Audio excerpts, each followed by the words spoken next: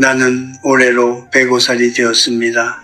1920년에 태어나 일제강점기를 살았고 한국전쟁의 포연 속을 걸어왔으며 가난이 공기처럼 당연하던 시절을 버텨냈습니다. 그리고 이 나라가 폐허에서 일어나 세계가 놀라는 나라로 변해가는 것을 두 눈으로 지켜보았습니다. 한 세계, 그것은 단순한 숫자가 아닙니다. 그것은 수천 명의 사람을 만나고 사랑하고 배신당하고 다시 일어선 시간입니다. 잘 나가던 친구들이 어느 날 갑자기 쓸쓸해지는 것을 보았고 조용히 살던 사람들이 끝까지 단단하게 서 있는 것도 보았습니다. 나는 그 차이가 무엇인지를 오랫동안 생각해 왔습니다. 그리고 이제 나는 압니다. 무너진 사람들에게는 공통점이 있었습니다. 그들은 가난해서 무너진 것이 아니었습니다. 능력이 없어서 실패한 것도 아니었습니다. 그들은 주지 말아야 할 것을 주지 말아야 할 사람에게 주었기 때문에 무너졌습니다. 여러분, 잠깐 생각해 보십시오. 우리는 어릴 때부터 나누는 것이 미덕이라고 배웠습니다. 베풀어야 한다고, 아끼면 복이 달아난다고 들었습니다. 그 말이 완전히 틀린 것은 아닙니다. 하지만 그 말에는 아무도 가르쳐 주지 않은 절반의 진실이 빠져 있습니다. 백택에는 순서가 있습니다. 지혜에는 경계가 있습니다. 그리고 인간의 본성은 아무리 아프더라도 솔직하게 말씀드려야겠습니다. 감사보다 이익에 먼저 반응하도록 설계되어 있습니다. 나는 30대에 그것을 몰랐습니다. 50대에도 반쯤만 알았습니다. 90살이 넘어서야 비로소 이 진실이 뼈에 새겨졌습니다. 그 대가는 작지 않았습니다. 오늘 나는 여러분께 5가지를 말씀드리려 합니다. 절대로 함부로 나눠주어서는 안 되는 5가지. 이것을 나누는 순간 인생의 균형이 조용히 그러나 돌이킬 수 없이 무너지기 시작하는 것들입니다. 이것은 인색함을 가르치는 것이 아닙니다. 차갑게 살라는 말도 아닙니다. 이것은 자기 자신을 지키는 것이 곧 가족을 지키는 일이며 내가 단단해야 남도 도울 수 있다는 한 세기가 증명한 진실입니다. 지금 40대이신 분들 귀 기울여 들어주십시오. 지금 60대이신 분들 아직 늦지 않았습니다. 그리고 이미 70을 넘기신 분들 지금부터라도 지키면 됩니다. 인생은 생각보다 훨씬 깁니다. 그리고 긴 인생에서 후반부를 어떻게 사느냐가 전반부보다 훨씬 더 중요합니다. 방파제가 있어야 파도를 막을 수 있습니다. 비워진 그릇으로는 아무것도 나눌 수 없습니다. 먼저 자기 자신을 지키십시오. 나는 오랜 세월 동안 단 한 번도 내 재산을 남에게 말한 적이 없습니다. 예금이 얼마인지, 집이 몇 채인지, 연금이 얼마나 나오는지 가장 가까운 형제에게도 가장 오래된 친구에게도 말하지 않았습니다. 처음에는 그것이 소심한 것이라고 생각했습니다. 나이가 들수록 깨달았습니다. 그것은 소심함이 아니라 생존의 지혜였다는 것을 내가 젊었을 때 가까이 지내던 동료 교수가 있었습니다. 그는 평생을 검소하게 살며 모은 퇴직금과 저축을 가지고 있었습니다. 작은 금액이 아니었습니다. 어느 날 그는 가족 모임에서 흐뭇한 마음에 그 사실을 꺼냈습니다. 자식들을 안심시키고 싶었던 것이겠지요. 나는 이만큼은 있으니 걱정 말아라. 그 한마디였습니다. 그 이후로 그의 삶은 조용히 달라지기 시작했습니다. 처음에는 큰아들이 사업자금을 빌려달라고 했습니다. 거절하기 어려웠습니다. 그 다음에는 작은 딸 부부가 집을 사는데 보태달라고 했습니다. 형제들 사이에서 비교가 시작되었습니다. 친척들이 모이면 눈빛이 달라졌습니다. 그는 점점 모임에 나가는 것이 두려워졌습니다. 그리고 그가 70대 중반에 세상을 떠났을 때 그의 통장에는 거의 아무것도 남아있지 않았습니다. 그는 나쁜 자식을 두었던 것이 아닙니다. 그는 다만 말해서는 안 될 것을 말했을 뿐입니다.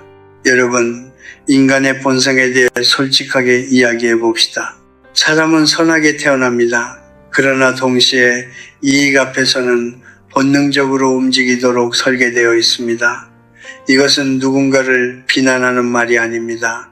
이것은 100년 넘게 사람을 관찰해온 한 노인의 담담한 관찰입니다. 당신이 가진 것이 얼마인지 알려지는 순간 사람들의 시선이 달라집니다. 의식하지 못하더라도 달라집니다. 당신을 아끼는 마음 위에 계산이 얹힙니다. 그 계산이 반드시 악의에서 비롯되는 것은 아닙니다. 그러나 그것은 관계의 순수함을 조용히 오염시킵니다. 동양의 오래된 말 중에 이런 것이 있습니다. 곳간에서 인심난다. 그런데 나는 이 말의 뒷면도 보았습니다. 곳간의 크기가 알려지는 순간 인심 대신 욕심이 먼저 들어옵니다. 그렇다면 어떻게 해야 하는가? 나는 이것을 방파제의 법칙이라고 부릅니다. 방파제는 화려하지 않습니다. 드러나지 않습니다. 그러나 파도가 몰아칠 때 항구를 지키는 것은 오직 방파제뿐입니다. 당신의 재산이란 그런 것입니다. 조용하고 단단하고 보이지 않아야 제 역할을 합니다. 돈은 당신의 자유입니다. 돈은 당신의 존엄입니다. 노년에 자식에게 손 벌리지 않아도 되는 것, 아프면 스스로 병원에 갈 수 있는 것, 싫은 자리에 억지로 나가지 않아도 되는 것, 이 모든 자유의 근원이 바로 지켜진 재산에서 나옵니다. 지금 당장 기억하십시오. 퇴직금을 받으면 조용히 하십시오. 집을 팔아 차익이 생기면 아무에게도 말하지 마십시오. 자식이 물어보거든 그냥 먹고 살 만큼은 있다고만 말하십시오. 그것으로 충분합니다. 당신이 가진 것을 지키는 사람만이 끝까지 남을 도울 수 있습니다. 빈 그릇은 아무것도 나눠줄 수 없습니다. 나는 젊은 시절 말이 많은 사람이었습니다. 새로운 생각이 떠오르면 참지 못했습니다.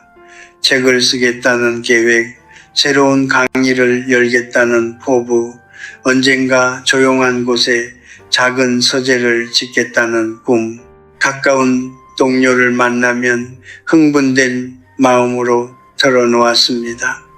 그들이 응원해 줄 것이라고 믿었습니다. 함께 기뻐해 줄 것이라고 생각했습니다. 그런데 이상한 일이 반복되었습니다. 그게 말한 꿈일수록 이루어지지 않는 경우가 많았습니다.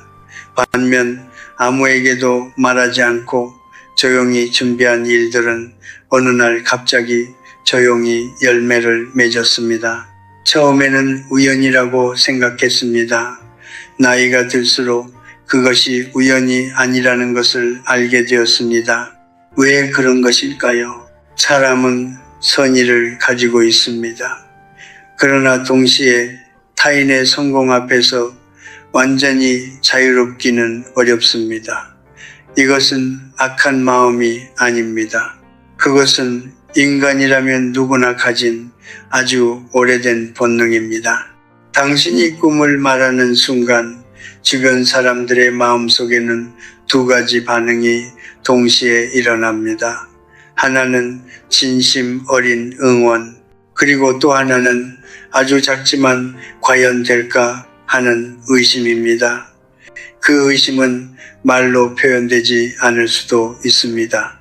그러나 눈빛으로, 표정으로, 아주 사소한 한마디로 스며듭니다. 요즘 세상에 그게 쉽겠어요. 나이도 있는데 무리하지 마세요. 좋은 생각이긴 한데 현실적으로는 이 말들은 칼이 아닙니다. 그러나 서서히 당신의 의지를 갉아먹습니다. 씨앗은 흙 속에 있을 때 가장 강합니다. 꺼내서 보여주는 순간 싹이 트기도 전에 시들어버릴 수 있습니다. 나는 이것을 덜 익은 열매의 법칙이라고 부릅니다.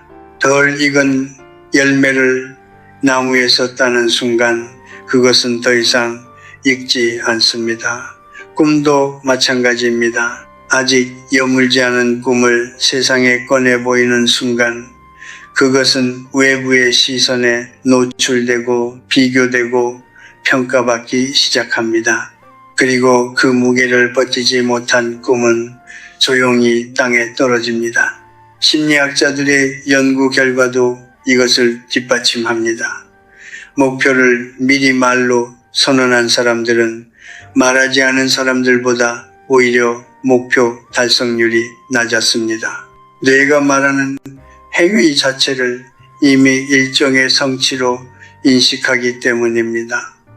선언이 동기를 갉아먹는 것입니다. 나는 70대에 이르러서야 이 법칙을 제대로 이해했습니다.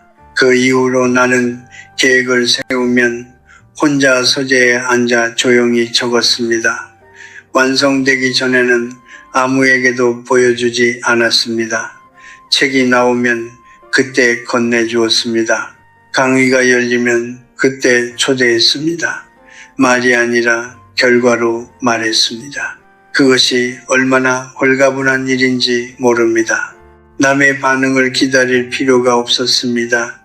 누군가의 의심에 상처받을 일도 없었습니다. 오직 나와 나의 꿈 사이에만 집중할 수 있었습니다. 지금 무언가를 꿈꾸고 계신 분이 있다면 이것만 기억하십시오. 조용히 하십시오. 계획은 가슴속에서 익혀야 합니다.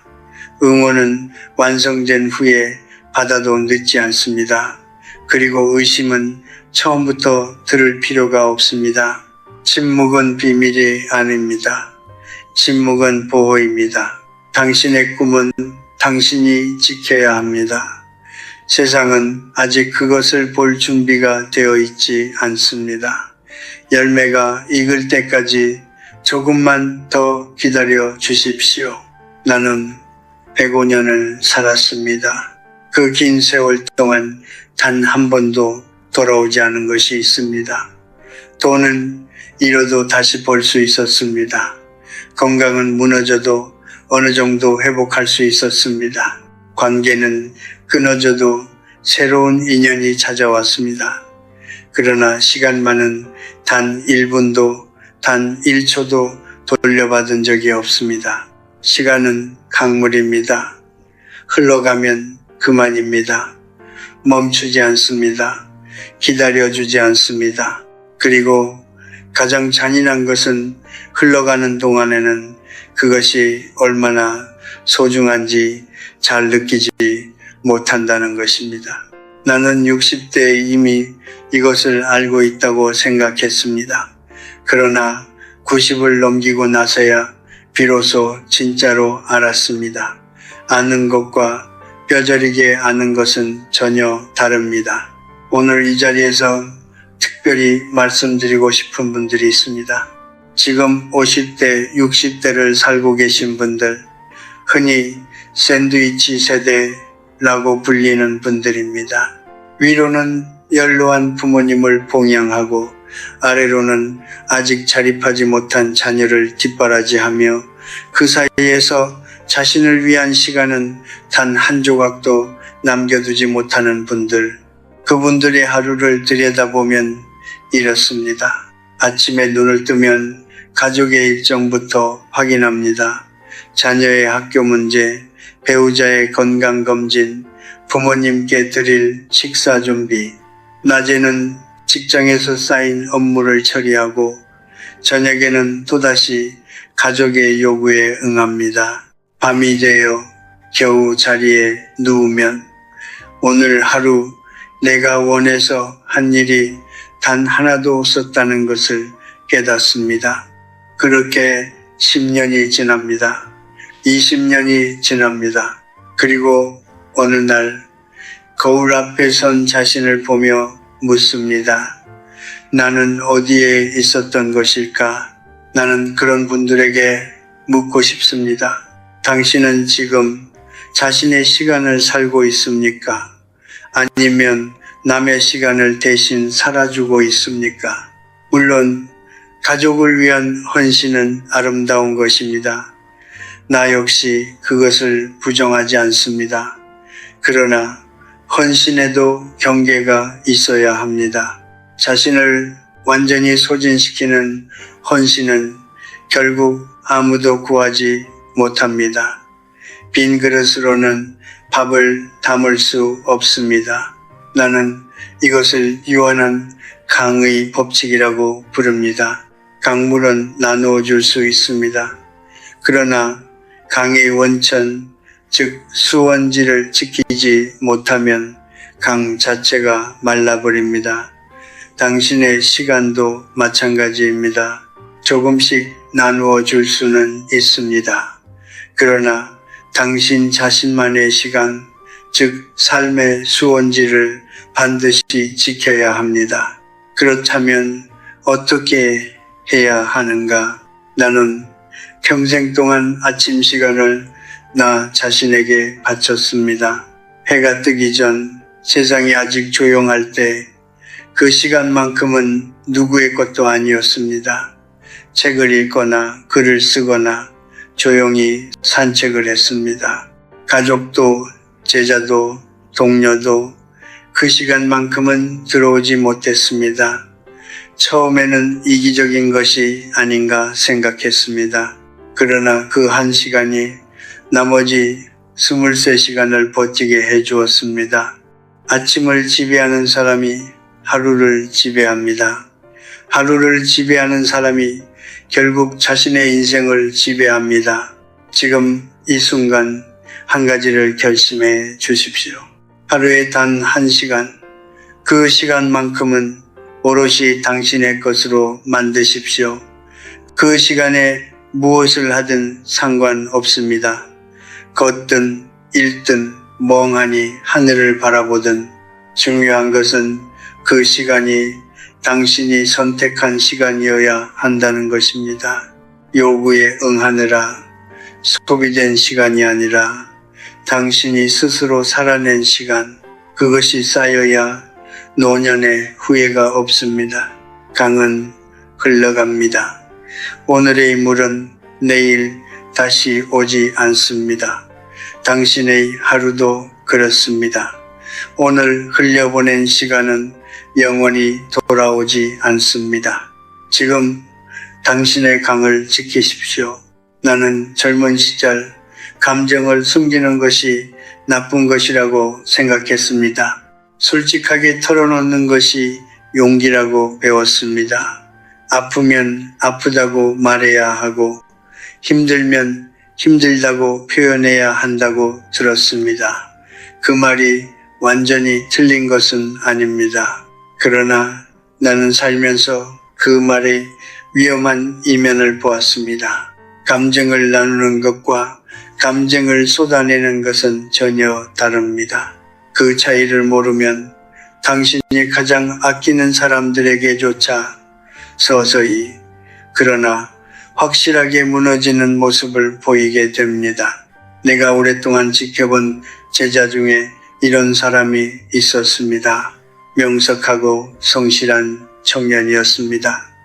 그런데 그에게는 한 가지 습관이 있었습니다. 가족 간의 갈등, 배우자와의 불화, 경제적인 불안, 이 모든 것을 주변 동료들에게 숨김없이 털어놓았습니다. 처음에는 동료들이 진심으로 걱정해 주었습니다. 함께 밥을 먹으며 들어주고 위로해 주었습니다. 그런데 1년이 지나지 않아 조용한 변화가 일어났습니다. 동료들이 그를 피하기 시작했습니다. 중요한 프로젝트에서 그의 이름이 빠지기 시작했습니다. 회식 자리에서 그는 어느새 구석에 앉아 있었습니다. 그는 이유를 몰랐습니다. 그러나 나는 알았습니다. 사람은 타인의 무게를 오래 짊어지지 못합니다. 처음에는 연민으로 받아줍니다.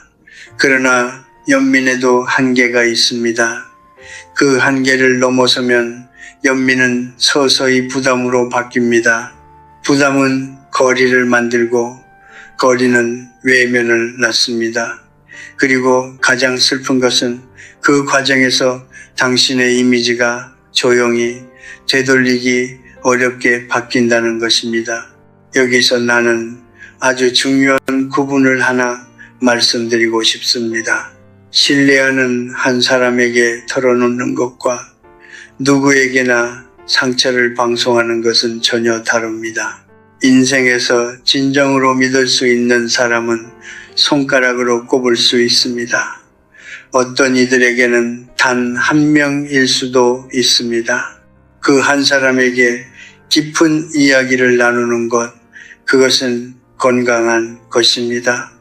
그것은 관계의 뿌리를 깊게 하는 일입니다. 그러나 아픔을 여러 곳에 동시에 흘리는 것은 다릅니다. 그것은 치유가 아닙니다. 그것은 감정의 출혈입니다. 그리고 출혈이 계속되면 결국 당신 스스로가 먼저 쓰러집니다. 나는 이것을 고요한 호수의 법칙이라고 부릅니다. 고요한 호수는 아름답습니다. 그 안에 무엇이 있는지 얼마나 깊은지 표면만 보아서는 알 수 없습니다. 그 고요함이 호수를 신비롭고 깊어 보이게 합니다. 그러나 누군가가 돌을 던질 때마다 파문이 일고 그 파문이 가라앉지 않는다면 호수는 더 이상 아름답지 않습니다. 그저 흔들리는 물 웅덩이가 될 뿐입니다. 당신의 내면도 그렇습니다. 고요함은 약함이 아닙니다. 고요함은 깊이입니다. 세상은 당신이 얼마나 많이 가졌는지보다 얼마나 흔들리지 않는지를 보고 그 사람의 무게를 가늠합니다. 쉽게 흔들리고 쉽게 쏟아내는 사람에게는 아무리 좋은 의도를 가진 사람도 중요한 것을 맡기기를 꺼립니다. 그렇다면 상처는 어디로 가야 하는가? 먼저 혼자서 감당하는 연습을 하십시오. 모든 감정이 즉각적으로 누군가에게 전달될 필요는 없습니다. 산책을 하십시오. 글로써 내려가십시오. 잠시 눈을 감고 호흡을 가다듬으십시오. 감정은 표현되기 전에 먼저 당신 안에서 정제되어야 합니다. 그 다음 정말 믿을 수 있는 단 한 사람에게만 조용히 이야기하십시오. 그것으로 충분합니다. 나머지 사람들에게는 미소를 보여주십시오. 평온한 얼굴을 보여주십시오. 그것이 냉정한 것이 아닙니다. 그것이 품격입니다. 105년을 살며 내가 가장 존경한 사람들은 가장 많이 가진 사람들이 아니었습니다. 가장 큰 소리로 웃은 사람들도 아니었습니다. 그들은 어떤 상황에서도 흔들리지 않는 고요함을 가진 사람들이었습니다. 폭풍이 몰아쳐도 수면 아래는 고요한 깊은 바다처럼 당신의 내면을 지키십시오. 그 고요함이 당신을 지켜줄 것입니다. 오늘 나는 여러분께 5가지를 말씀드렸습니다.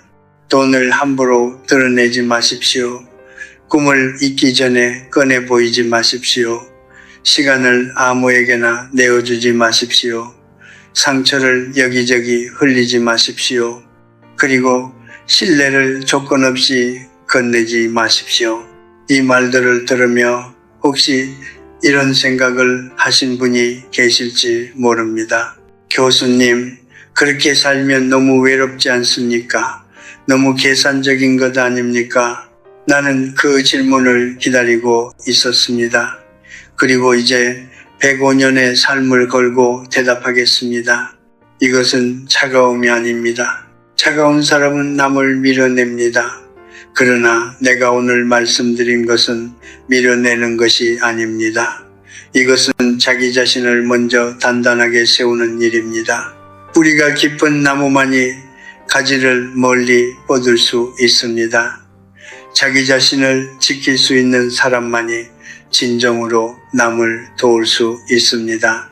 나는 평생 동안 많은 것을 나누었습니다. 제자들에게 지식을 나누었고 가족에게 사랑을 나누었으며 이웃에게 작은 것들을 나누었습니다. 그러나 그 나눔이 가능했던 것은 내가 먼저 나 자신을 지켰기 때문입니다. 지켜야 할 것을 지켰기 때문에 나누어야 할 것을 나눌 수 있었습니다. 빈 그릇은 아무것도 담을 수 없습니다. 이것은 이기심이 아닙니다. 이것은 지속 가능한 삶의 원칙입니다. 돌이켜보면 내 삶에서 가장 후회되는 순간들은 너무 많이 가진 때가 아니었습니다. 너무 쉽게 내어준 때였습니다.